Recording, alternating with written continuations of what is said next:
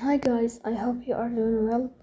Today we will talk about how to fix or how to solve the problem of too many operations on Fitbit. You will click on settings.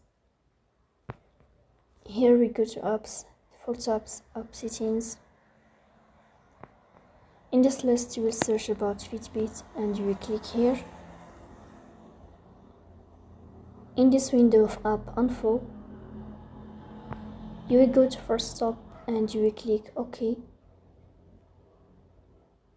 Here you will enter to storage.